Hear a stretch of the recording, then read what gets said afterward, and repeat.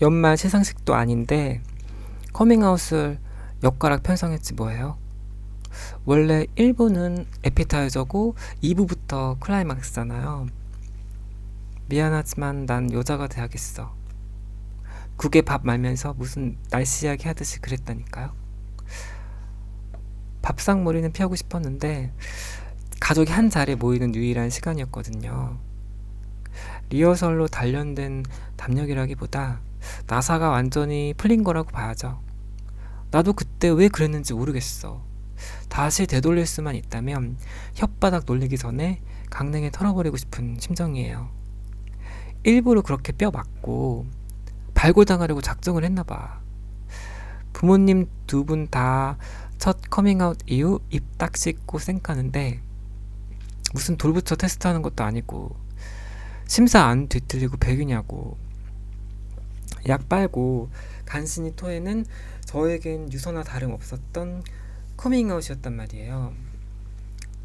내가 맛 좀 봐라 하고 복수심에 우물태로 하겠다는 것도 아니고 뒤엉킨 실타래 좀 같이 풀어보자는 건데 나의 본체에 대해서 솔직하게 말한 것 뿐인데 무엇보다 내 귀를 간지리는 불길한 긍정자아의 속삭임.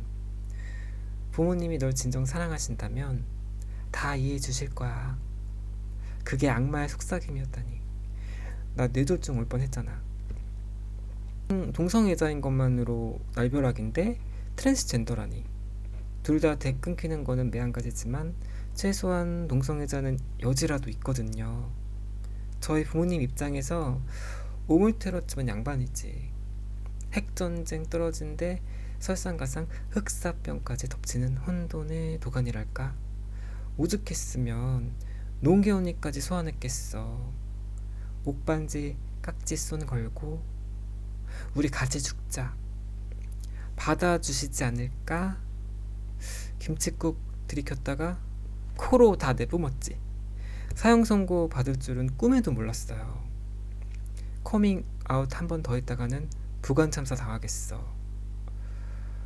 제의는 감사하나 저승길 동무는 사양할게요. 그냥 각자 갈 길 갑시다. 국에 불어터진 밥알만 세다가 방으로 긴급 후퇴. 또 주섬주섬 짐을 꾸렸죠. 그 집에 더는 못 있겠더라고요. 말 한마디로 천냥 빛을 갚는다는 속담이 있거든요. 아무리 감정이 미쳐 날뛰어도 도라는 게 있고 선이라는 게 있다고요. 할 말이 있고 가릴 말이 있는데 내가 무슨 남도 아니고 우리가 철천지 원수지간인가? 나의 존재가 죽을 만큼 힘들다는데 제가 달리 어쩌겠어요. 그렇지 않아도 격변의 세월로 달아빠진 불쌍한 인생. 꿀과 버터로 목욕시켜 드리지 못할 망정. 우물을 끼얹겠습니까? 요생이라도 좀 편안하시게 조용히 사라져 드려야지. 어쨌거나 날 낳아주신 분들 아니에요. 똥개도 그 정도로 쳐 맞으면 울고 늘어졌을 거야.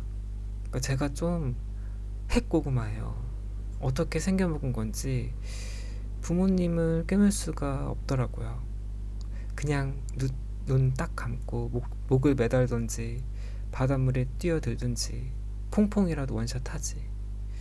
왜 살아보겠다고 깝치다가 온갖 된소리를 죄다 쳐맞고 앉아있냐고. 내 자신이 너무 병신 같고 화가 나서 회라도 뜨고 싶더라니까요. 동치미 한 사발 생각나시죠? 원래 제 자살 여행의 목적지가 파리였거든요. 괜히 무릉도원에 가서 헛돈을 썼다니까. 곧장 파리로 갔으면 여행의 품격이 한층 업그레이드 됐을 텐데 싸구려 비행기표랑 싸구려 숙소를 예약해야만 했죠. 가는 날이 장날이라고. 하필 그때 유로 환율이 최고치를 찍은 거야. 뭔 효자 소리 듣겠다고 그걸 부모님한테까지 통보했는지 몰라. 캥기는 게 있었는지 못 보낸다고. 혼자서 제정신이냐고. 잠깐만, 그런 일을 겪었는데 제정신이면 그게 사람인가요? 같이 죽는 건 괜찮지만 떠나는 건 안 된다. 미소리인가? 어쩌라고. 내 돈 내산이거든요. 그리하여 마침내 파리행 비행기에 몸을 실었죠. 이 이야기를 창피해서 안 하려고 했었는데 제가 당시 랭보에 빠져 있었어요. 랭보가 쓴 시는 물론이고 영화까지 다 챙겨봤더랬죠. 냉철하게 보면 사회에 적응하지 못하고 정처 없이 떠돌아다니다가 요절한 거렁뱅이 시인, 게다가 고국인 프랑스가 아닌 곳에서 병에 걸려 객사를 했거든요. 나도 그게 왜 멋있어 보였는지 모르겠어.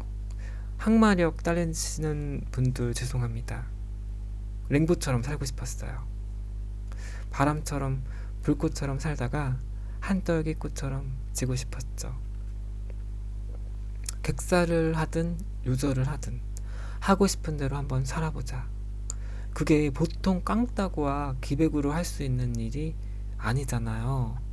마치 세상과 맞짱을 뜨는 것처럼 눈치 안 보고 내일 없이 정말 느끼는 대로 살았거든.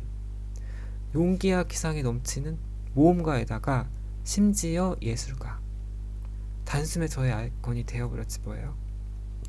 랭보를 향한 저의 뒤틀린 환상이 저를 여기까지 이끌었다고 해도 과언이 아니죠. 어릴 때부터 평범한 게 싫었던 것 같아요. 기상천외한 독창성을 예술에만 발휘했어야 했는데 삶까지 침투해 버렸으니 고단해질 수밖에. 시대에 꼭 들어맞는 보통 여자로 사는 게 최고입니다, 여러분. 다음 생에는 꼭 그런 보통 여자로 태어나고 싶네요. 랭보의 나라 프랑스 파리 자살 여행편. 저만큼이나 기묘하니까 많이 기대해주세요. 마지막 자살 여행마저 구멍이 송송. 비루했던 지질의 궁상 핵고구마 사르르였습니다.